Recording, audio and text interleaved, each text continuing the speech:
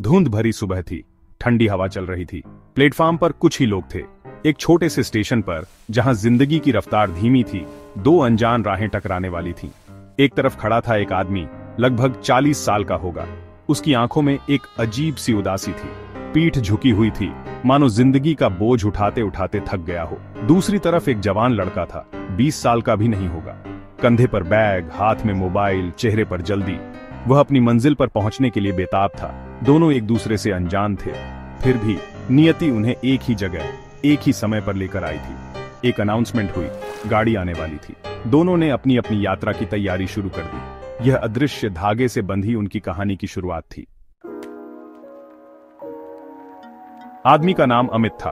कभी उसका भी एक सपना था, लेखक बनने का। वह कहानियां लिखता था, दिल से लिखता था, पर किस्मत को कुछ और ही मंजूर था।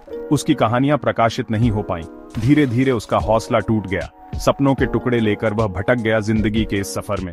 नौकरी करता, पर मन कहीं खोया रहता। चेहरे पर मुस्कान नहीं, बस एक दर्द छिपा होता। आज वह अपने गांव जा रहा था, शायद वहां उसे कुछ सुकून मिल जाए। गाड़ी आ गई। अमित धीरे धीरे डिब्बे में चढ़ा। खिड़की के पास वाली सीट पर बैठ गया।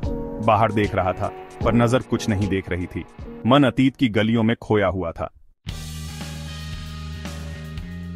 जवान लड़के का नाम रोहन था। वह पढ़ाई में बहुत होशियार था। स्कूल में हमेशा टॉप करता था। अब वह इंजीनियरिंग की पढ़ाई कर रहा था। उसके माता पिता को उस पर बहुत गर्व था। वह भी अपने माता पिता का सपना पूरा करना चाहता था, इसलिए दिन रात पढ़ाई करता रहता था। उसके पास सब कुछ था, सफलता, पैसा, नाम। फिर भी कहीं ना कहीं वह खालीपन महसूस करता था। उसे समझ नहीं आता था कि यह कमी क्यों है। रोहन भी उसी गाड़ी में चढ़ा। उसने अपने ईयरफोन लगाए और गाने सुनने लगा। वह अपनी दुनिया में मग्न था।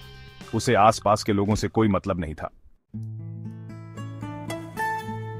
गाड़ी चल पड़ी। अमित खिड़की से बाहर देख रहा था। रोहन अपने गानों में खोया हुआ था। तभी अचानक गाड़ी जोर से हिली। रोहन का बैग नीचे गिर गया। उसके ईयरफोन गिर गए। गाने बंद हो गए। उसने झुंझलाकर ऊपर देखा। उसकी नजर अमित पर पड़ी। अमित की आंखों में उसे एक अजीब सी शांति दिखाई दी, वह शांति जो खुद रोहन को नहीं मिल रही थी। अमित ने मुस्कुराते हुए रोहन का बैग उठाया और उसे दिया। रोहन ने उसे धन्यवाद दिया। उस छोटी सी मुलाकात ने रोहन के मन में एक सवाल जगा दिया था। उसे समझ आने लगा था कि असली खुशी सफलता में नहीं, बल्कि संतोष में है। यह कहानी सिर्फ अमित और रोहन की नहीं है, यह कहानी हम सभी की है। जीवन में कई बार हम अपने सपनों को भूल जाते हैं, दूसरों की अपेक्षाओं के बोझ तले दब जाते हैं। हमें यह याद रखना होगा कि खुशी छोटी छोटी चीजों में छिपी होती है।